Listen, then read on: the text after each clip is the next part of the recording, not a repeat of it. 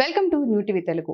ఈ నెల 14న జరిగే జనసేన పార్టీ ఆవిర్భావ సభకు జయ కేతనమని పార్టీ అధినేత పవన్ కళ్యాణ్ నామకరణం చేశారు.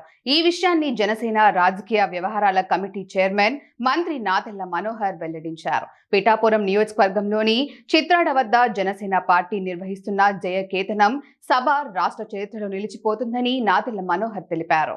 ఈ సభకు రాష్ట్రం నలుమూలల నుంచి జన సైనికులు, వీర మహిళలు తరలి రానున్నారని, ఇతర రాష్ట్రాల నుంచి కూడా జన సైనికులు, ముఖ్యంగా తెలంగాణ, కర్ణాటక, మహారాష్ట్ర, తమిళనాడుల నుంచి సైతం పెద్ద సంఖ్యలో తరలి వస్తున్నారని ఆయన పేర్కొన్నారు. పవన్ కళ్యాణ్ నాయకత్వంలో జరిగే ఈ సభ స్థానిక చరిత్ర, సంస్కృతికి అద్దం పట్టేలా ఉంటుందని మనోహర్ తెలిపారు. ఈ ప్రాంతానికి విశేష సేవలందించిన మహానుభావులను స్మరించుకునే విధంగా 3 ముఖద్వారాలకు వారి పేర్లు పెట్టామని ఆయన వెల్లడించారు. తొలి ద్వారానికి పిఠాపురం మహారాజు శ్రీ రాజా సూర్యరావు బహదూర్ పేరు పెట్టామని తెలిపారు.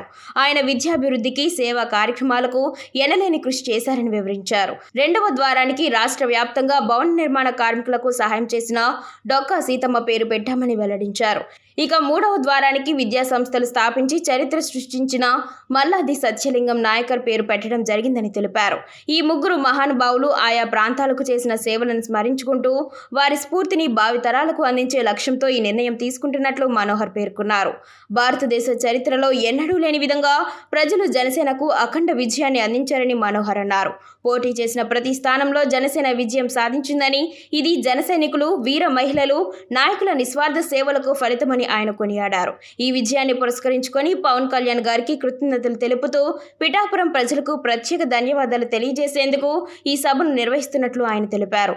మార్చి 14న జరిగే ఈ సభలో సాంస్కృతిక కార్యక్రమాలు కూడా ఉంటాయని ఆయన వివరించారు.